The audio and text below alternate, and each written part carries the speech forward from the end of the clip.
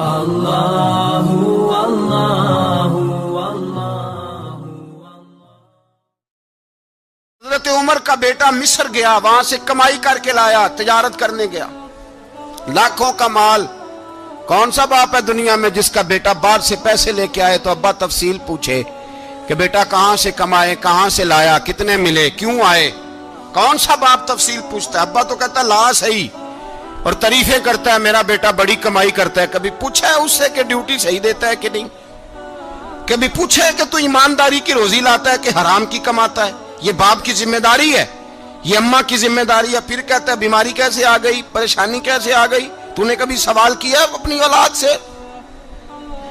حضرت عمر فاروق رضی اللہ تعالیٰ عنہ کا بیٹا مصر سے پیسے کما کے لایا تو جناب عمر نے بلایا، فرمایا بیٹے اتنی تو تیرے پاس راس ہی نہیں تھی، تھوڑے سے تو پیسے لے کے گیا تھا، اتنی کمائی کیسے ہو گئی؟ اتنے تو پیسے نہیں تھے صاحب، کہاں سے کمائی لائے؟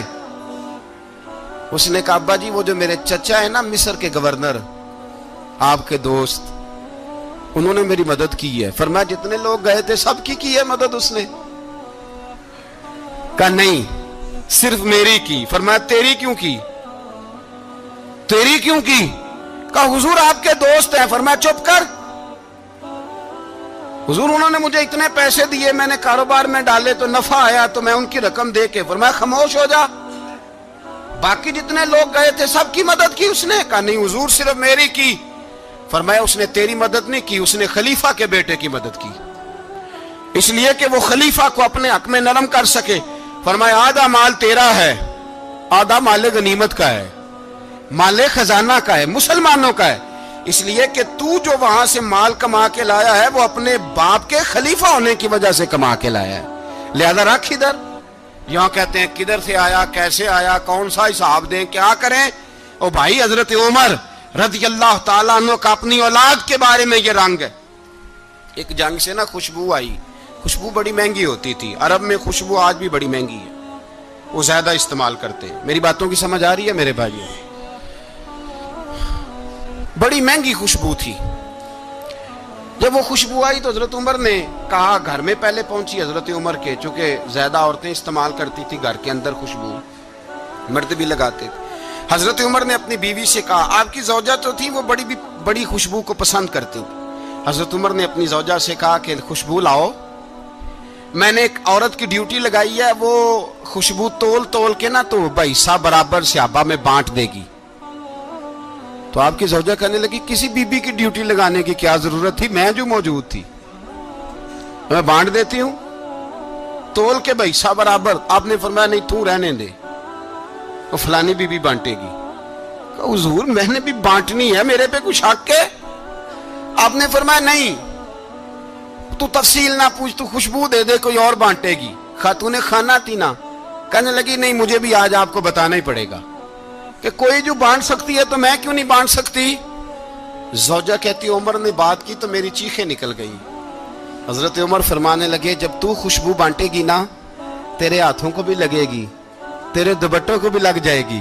اگر رب کریم نے مجھ سے سوال پوچھا کہ عمر خوشبو تو مسلمانوں کی تھی، تیری بیوی کے دوپٹے کو کیوں لگ گئی، تو میں اللہ کے حضور کیا جواب دوں گا؟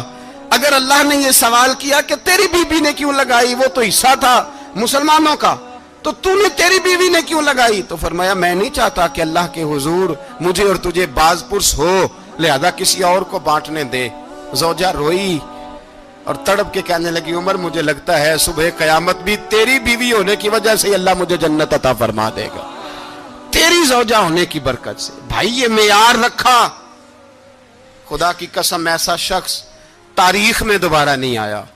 اتنا بڑا آدمی، اتنا بڑا شخص، اتنا بڑا آدمی، اور پھر رنگ یہ ہے کہ عمر 22 لاکھ مربع میل کا حکمران، 22 لاکھ، اور کھجور کے درخت کے نیچے مٹی کا ڈھیلا لے کے سو گئے ہیں، پرواہ کوئی نہیں، کوئی مسئلہ ہی نہیں۔ 2 غلام ساتھ بیٹھے تو ایک روٹی حضرت عمر نے گھر سے منگوائی، تھوڑا سا سرکہ، تو غلام کہنے لگے ہم نے بھی کھانی ہے۔ فرمایا کوئی حرج نہیں، روٹی کو پیٹ بھر کے کھانا ضروری تو نہیں، 3 حصوں میں بانٹ لیتے۔ ایک آدمی آیا ہوا تھا مصر کا رہنے والا ملنے کے لیے، اس نے پوچھا عمر کدھر ہے؟ تو کہا وہ ادھر جاؤ مسجد میں بیٹھے ہوں گے. اور واپس آیا تو کہنے لگا وہاں تو 3 غلام بیٹھے ہیں, ایک روٹی بانٹ بانٹ کے کھا رہے ہیں, لگتا ہے کئی دنوں سے روٹی نہیں ملی. کہا 3 غلام تو کوئی نہیں, وہاں 2 ہی تھے, تیسرے تو امیر المومنین تھے. اس نے کہا نہیں نہیں 3 غلام ہیں, کپڑے بھی ایک طرح کے پہنے ہوئے, بلکہ 2 کے تو پھر صحیح ہیں, تیسرے کے تو زیادہ ماڑے ہیں. کپڑے بھی ایک طرح کے, کھانا پینا بھی ایک طرح کا, اور ان کا نشست برخاست بھی ایک طرح کی ہے, لہذا کوئی فرق نہیں. حضرت ابو ہریرہ کہتے ہیں میں لے کے آیا, اور جناب عمر کو جب میں نے کچی زمین میں تامت سمیٹ بیٹھے دیکھا تو میں رو پڑا. میں نے اس مصر سے آنے والے کو کہا تو اس کے جلوے دیکھ, اگر اس کی ذات میں اتنا حسن ہے تو محمد عربی کا مقام کیا ہوگا. یہ مقام غور ہے, مقام غور. 10 محرم کو لوگ دیگے پکائیں گے نا, نہیں پکانی ہے؟ کوئی بول دے نہیں, ہاں نہ نہیں کر دے. پروگرام بدلیا تو نہیں دی عید کی کہ وہی کام شروع ہویا ہے لاسٹ ٹائٹ ہونے والا. کیوں جی, پکنی ہے نا دیکھیں 10 محرم کو انشاءاللہ تعالی. ہم بھی پکائیں گے انشاءاللہ, یہاں بھی پروگرام ہوگا. تو 10 محرم کو جو دیگ پکنی ہے تو ایسا نہیں ہو سکتا کہ 1 محرم کو حضرت عمر کے نام کی بھی کوئی پک جائے. اگر امام حسن حسین کے نام کی دیگیں پکیں تو جو امام حسن حسین سے پیار کرنے والے ہیں, جو امام حسن حسین سے, ہم لوگوں نے بھی عجیب رٹا اپنایا ہے نا. ہم لوگ بات کا ایک پہلو دیکھتے ہیں, دوسرا نہیں دیکھتے. حضرت امام حسن اور حسین کو بھی نبی پاک نے شہید کہا, اور جناب عمر کو بھی رسول اللہ نے خود شہید فرمایا. فرمایا شہید ہے, خود فرمایا اپنی زبان سے کہ یہ شہید ہے, خود میرا عمر شہید ہے. تو ان کے نام کی دیگ نہیں پکنی چاہیے, اس طرف نہیں ہماری توجہ ہونی چاہیے. اور اہل بیت نبو, یہ بات میں پہلے بھی کرتا ہوں, آج پھر کرنا ضروری سمجھتا ہوں. اہل بیت کا پیار سن لو کان کھول کے. اہل بیت کا پیار اگر ہمیں کسی نے سکھایا ہے تو سیدنا عمر فاروق نے سکھایا ہے. اہل بیت نبوت کی محبت اگر کسی نے سکھائی ہے تو کس نے سکھائی ہے؟ بول کے بتائیے. حضرت عمر نے. اہل بیت کا پیار ہمیں حضرت عمر نے بول کر کے سکھایا ہے. بھائی یاد رکھیں, کسی کی طاقت نہیں تھی دم مارنے کی حضرت عمر کے سامنے, طاقت ہی نہیں تھی. کیسر و کسرا کانپ جاتے تھے, جرت ہی نہیں کرتے تھے حضرت. اور ہمارے تو تعلقات بڑے ہیں نا غیروں سے. حضرت ابو موسیٰ اشعری رضی اللہ تعالیٰ عنہ فرماتے ہیں میرا منشی سائی تھا, وہ کاتب کہتے تھے وہ لوگ, میرا حساب کتاب عیسائی تھا. تو فرماتے ہیں ایک دن میں نے وہ سارا حساب کتاب لین دین کے حضرت عمر کو دکھائے تو فرمانے لگے جس نے لکھے ہیں اس کو بلاؤ. کہنے لگے حضور مسجد نہیں آ سکتا. کیوں نہیں آ سکتا؟ کہنے لگے وہ عیسائی ہے. کہتے ہیں حضرت عمر جلال میں آ گئے. آپ فرمانے لگے جنہیں رب دور کرتا ہے تم کیوں قریب کرتے ہو؟ جنہیں اللہ دور کرتا ہے. فرمایا تم غیروں کو اگر عہدے دو گے تو اپنوں کا کیا بنے گا؟ اگر تم غیروں کو عہدے دو گے تو اپنوں کا. یہ سوچ ہے جو آج برما کے مسلمانوں کے لیے بھی ضروری ہے. کہا اگر تم غیروں کو عہدے دو گے تو اپنوں کا. ہم نے غیروں کو عہدے دیے تو دیکھا نا اپنے کس طرح کاٹے جا رہے ہیں. غیروں کو جو عہدے دے دیے یارانے سارے غیروں سے. روز دعویٰ ہوتا ہے چین ہمارا سجن ہے, چین ہمارا دوست ہے. او بھائی دوست ہے تو اس سے کہو نا کہ برما تو تمہاری ایک چھوٹی سی ریاست ہے, چین کے بغیر تو وہ سانس بھی نہیں لے سکتا. اس کو کہو نا اس حکومت پہ دباؤ ڈالے. لیکن ہم لوگوں نے غیروں کو عہدے دیے تو اپنے پس گئے. حضرت عمر کہتے تھے ذمی کا ہم ادب کریں گے. ذمی کافر کا ہم, ایسا کافر جو مسلمان ریاست کو قبول کرے, بدامنی نہ پھیلائے. ایک آدمی کو آپ نے دیکھا آنکھوں سے نابینا ہے اور بھیک مانگ رہا ہے. تو حضرت عمر کو نظر آ گیا. فرمایا کون ہو؟ اس نے کہا میں یہودی ہوں. فرمایا بھیک کیوں مانگتے ہو؟ کہا جب تک تندرست تھا مسلمانوں کو جزیہ دیتا تھا, بوڑھا ہو گیا ہوں کیا کروں. حضرت عمر نے گھوڑے کی پشت پہ بٹھایا, کافر کو گھوڑے کی پشت پہ بٹھایا اور بٹھا کے مدینے لائے. حضرت علی شیر خدا وزیر خزانہ تھے. فرمایا علی اس کا وظیفہ جاری کرو. کہا یہ کون ہے؟ فرمایا یہ یہودی ہے لیکن یہ ہمیں جزیہ دیتا رہا, بوڑھا ہو گیا بیچارہ, بھیک مانگنے پہ مجبور ہے, ہماری حکومت کے اندر رہتا ہے, اس کا پورا وظیفہ جتنا خرچہ اتنا وظیفہ لگاؤ. حضرت علی کہتے ہیں میں وظیفہ لگا رہا تھا اور وہ میرے نبی کا کلمہ پڑھ رہا تھا, وہ رسول اللہ کا کلمہ پڑھ رہا تھا. یہ مزاج, یہ نہیں کہ کافر. حضرت عمر نے گورنروں کو خط لکھے تھے کہ زبردستی کسی کو مسلمان نہیں کرنا, جہاں ان کی عبادت گاہیں بنی ہو گرانی نہیں, کوئی مندر کوئی گرجا ضائع نہیں کرنا. इस्लाम सबको जीने का मौका देता है, पर बेईमानों, जालिमों, बदजातो तुम्हें यह कहता है कि हम तुम्हें जीने का मौका देते, तुम भी मुसलमानों को जीने का मौका दो। ये जहां बसते हैं, जहां रहते हैं, इन्हें वहां जीने का मौका दो। इन्हें भी अल्लाह अकबर कहने का मौका दो, इन्हें भी कुरान पढ़ने का मौका दो, इन्हें भी रसूलुल्लाह पर दुरूद पढ़ने का मौका दो। हमारे मुल्क में ईसाई अपनी मर्जी से खुलेआम तबलीग करते हैं। यहां तो चैनल चलाए हैं ईसाइयों ने। किसी मजहबी जमात ने कभी जुलूस निकाला है कि ईसाइयों का चैनल बंद करो? बोले निकला है कि नहीं निकला? कितने जुल्म की बात है। हम जब गैर को इतना तहफ्फुज देते हैं, इतना तहफ्फुज देते हैं, हमने देखा है, मुझे 20 लोगों ने ईद पे टेलीफोन किए कि ईसाइयों को कुर्बानी का गोश्त दे लें। मजबूर हैं जी, दरवाजे पे आ गए हैं, हमारे काम काज करते हैं। 20 लोग, आम आदमी के दिल में इनका इतना जज्बा है। वो मसाइल का बयान करना एक अलग बात, लेकिन हमारे दिल काफर के हक में भी नरम हो जाते हैं। तुम किस कदर ज्यादा बेईमान हो और कुफर किस कदर ज्यादा जलील हो गया है कि मुसलमान के हक में नरम होता ही नहीं। और उससे बड़े जलील वो हैं जो इन जलीलों के सपोर्टर हैं। वो किसी अरब मुल्क के हुक्मरान हो या किसी और जगह के, वो बड़े जलील है जो इन जलीलों के सपोर्टर हैं, जो बर्मा की बच्चियों के कत्ल पर अपनी हुकूमतें चमका रहे हैं। ने शर्म नहीं आती, इस कदर मुसलमान तड़पा है, लेकिन उन बेगैरतों को जरा होश नहीं आई। और ये उनके कमाश, उनके दलाल जो हर जगह उनकी सपोर्ट करके अपनी हुकूमतें कायम करते हैं, बेईमानों को पता नहीं कि कब इन पर अल्लाह का अजाब उतरेगा और किस तरह इनके परखशे उड़ेंगे। तुम्हें अपनी जिल्लत और रुसवाई नजर नहीं आ रही कि जमीन किस तरह तुम्हारे लिए तंग हो गई है? इससे ज्यादा और तुम्हारी रुसवाई क्या होगी? डरो अल्लाह से, और ये तो दुनिया का अजाब है। इन्ना बत्श रब्बिका लशदीद, मेरा रब कहता है क़यामत तो कायम होने दे। इतना सख्त तेरे रब की पकड़ है, इतनी किसी दूसरे की हो सकती? याद रखें और थोड़ा एहतियात करें हम सब लोग भी, जो हम लोग आधी जुबान बोल के भी इनकी सपोर्ट करते। अब शर्म आनी चाहिए हमें इन हुकूमतों की सपोर्ट करते जो मुसलमानों की लाशों के ऊपर हुकूमतें कायम करते हैं। शर्म आनी चाहिए। बहरहाल बात दूर निकल जाएगी और मैं अपने मजमून पे रहता हूं। अहले बैत का प्यार अगर सिखाया है तो जनाबे उमर ने सिखाया है रदी अल्लाह ताला अन्हो। इमाम हसन मिलने, आप यकीन करें, मैं जब इस वाकया को पढ़ता हूं तो मेरा दिल झूम जाता है। मैं कहता हूं यार, डाडा होना अपनी जगह पे, इश्क होना अपनी जगह पे, इंसान का बावकार होना अपनी जगह। जहां खड़े होना था वहां ये खड़े होते थे, और जहां झुकना था वहां ये इन लोगों में इकबाल ने कहा था, तेरी निगाह नाज से दोनों मुराद पा गए। अकले की याबो जुस्तजू इश्के हुजूरो इस तरह। जहां अगर आया है सामने कैसरो किसरा तो उमर जैसा दलेर कोई नहीं। अगर सामने आया ईरान का बादशाह तो उमर जैसा तगड़ा कोई नहीं।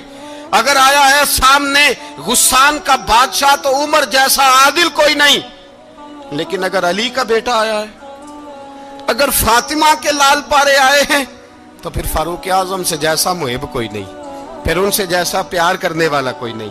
अंदर बैठे हैं जनाबे उमर, अंदर तन्हाई में कुछ वजीरों से गुफ्तगू हो रही है, मीटिंगें जारी हैं। आपके बेटे मिलने आए जनाबे अब्दुल्ला इब्ने उमर, अब्बा जी मिलने आए। बात ठहरो, बात कर रहा हूं, कोई ना अंदर आए। साहबजादा बाहर खड़ा है। थोड़ी देर गुजरी तो इमाम हसन भी आ गए। कौन आए? आपको अजब मिलेगा इमाम साहब का नाम लेने से, वो सरदार हैं जन्नतियों। कौन आए? सारे बोलिए। इमाम हसन, तेरी नस्ल पाक में है बच्चा बच्चा नूर का, तू है ने नूर तेरा सब घराना। इमाम हसन आए तो हजरत अब्दुल्ला इब्ने उमर को दरवाजे पे खड़े देखा। कहा अमीरुल मोमिनीन कहाँ हैं? कहने लगे हजरत उमर के बेटे। कहने लगे वो अंदर बैठे, कुछ मीटिंग हो रही है और उन्होंने कहा कोई अंदर ना आए, लेकिन आप जाना चाहें तो चले जाएं। आप जाना चाहें तो, तेरी नस्ल पाक में है बच्चा बच्चा नूर, आप जाना चाहें तो चले जाएं। तो उन्होंने कहा जब आप बाहर खड़े हैं तो मुझे कोई इतना जरूरी काम नहीं, और अभी जोर की नमाज थोड़ी देर में होगी, मैं मस्जिद में मिल लूंगा अमीरुल मोमिनीन से। ये बात कह के इमाम हसन चले गए। यार इतनी बड़ी बात नहीं थी, इतनी बड़ी बात नहीं थी। तो मेरे उस्तादों का बेटा भी आया तो कहा ठीक है जी वो सोए हुए हैं, तो कोई गर्ज नहीं यार, मैं ठहर के आ जाऊंगा। कोई बड़ी बात नहीं थी, देखा जाए तो बड़ी बात नहीं थी, पर बात बहुत बड़ी थी इसलिए कि ये खाली हसन नहीं, ये हसन इब्ने अली है। ये हजरत फातिमा के लख्ते जिगर, حضرت عمر باہر نکلے, عبداللہ ابن عمر سے پوچھا کوئی آیا تو نہیں؟ تو کہا حضور امام حسن آئے تھے. تو کہا پھر شہزادے کو اندر کیوں نہیں بھیجا؟ کہا میں نے کہا تھا. وہ کہنے لگے اگر امیر المومنین مصروف ہیں تو میں ظہر میں مل لوں گا. حضرت عمر رونے لگے, فرمایا بیٹے تو نے اچھا نہیں کیا. پھر مسجد نہیں گئے, سیدھے امام حسن کے دروازے دستک دی. امام حسن باہر آئے, کہا شہزادے آئے تھے تو ملے کیوں نہیں؟ تو امام حسن کہنے لگے حضور آپ کا اپنا بیٹا دروازے پہ کھڑا تھا, آپ کا اپنا بیٹا دروازے پہ کھڑا تھا, اور منع بھی کیا تھا آپ نے تو میں زور میں مل لیتا. حضرت امام حسن فرماتے ہیں جوش جذبات میں جناب عمر نے سر سے پگڑی اتار دی, جوش جذبات میں. کہنے لگے حسن میرے بیٹے کا اور آپ کا کیا مقابلہ؟ کیا اس کی ماں کا نام فاطمہ الزہرا ہے؟ کیا اس کی نانی کا نام خدیجۃ الکبریٰ ہے؟ کیا اس کے نانے کا نام محمد مصطفیٰ ہے؟ آپ کا اور اس کا کیا مقابلہ؟ پھر رو پڑے اور کہنے لگے بیٹے میں مکے کے صحراؤں میں اونٹ چرایا کرتا تھا, یہ جو میرے سر پر عزت کے بال ہیں یہ تیرے نانے کے اگائے ہوئے. میں مکے کے خبردار شہزادے خبردار. او بھائی اہل بیت نبوت کے ادب کا رنگ اگر سکھایا ہے تو سیدنا عمر نے سکھایا ہے. حضرت عمر فاروق اتھارٹی ہے, اسلام کی اتھارٹی. یکم محرم حضرت عمر کی شہادت ہے. یہودی بول اٹھا, کافر بول اٹھا. اگر 6 مہینے عمر دنیا میں اور رہتے تو دنیا میں کوئی کافر موجود نہ ہوتا. 6 مہینے. اور جب اس بطل جلیل کا جنازہ اٹھا, اللہ بخاری پڑھیے نا, اللہم ارزقنا شہادت فی سبیلک, اللہ بسترے کی موت نہ دینا, شہادت کی دینا. عمر شہید ہوئے, مسجد نبوی میں نماز پڑھاتے, اور جب جنازہ اٹھا تو مدینے کا پھر پیچھے جو دلیر بچے وہ مولا علی تھے. مولا علی, جناب عمر کا جنازہ اٹھا تو سب سے پہلی ہائے جو نکلی وہ حضرت علی کی زبان سے نکلی, اور حضرت علی کی ساری داڑھی آنسوؤں سے بھر گئی. لوگوں نے کہا کہ علی کیا ہوا؟ فرمانے لگے تم دیکھ نہیں رہے جنازہ کس کا اٹھا ہے, پلٹ کے دیکھو تو صحیح, تم پتہ نہیں یہ کون گیا ہے. کہ حضور کیا ہوا؟ آپ فرمانے لگے عمر اس طرح کے کام کر کے گیا ہے, اب ان کے رستوں پہ کون چلے گا؟ کون اس کے جگر راہ وفا میں؟ میں نقش ایسے چھوڑ آیا ہوں, میں جس منزل سے گزرا ہوں وہ اب تک یاد کرتی ہے. حضرت علی حضرت عمر کے جنازے پہ کھڑے ہو کے کہتے ہیں اللہ مجھے اس طرح کے عمل کرنے کی توفیق دے جس طرح کے عمر کر کے گیا. میرے بھائی بطل عزیز, بطل حریت حضرت عمر رضی اللہ تعالیٰ عنہ جو اپنی زندگی انقلاب والی گزار کے گئے. عمر جب دنیا سے گئے تو 80 دینار کا قرضہ تھا, 22 لاکھ مربع میل کا حکمران.